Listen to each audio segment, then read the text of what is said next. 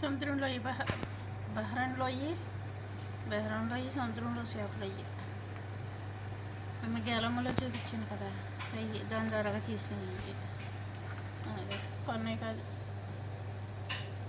సముద్రంలో గూని చేపలు, గూని వచ్చేసి ఉన్నాయి చూడండి.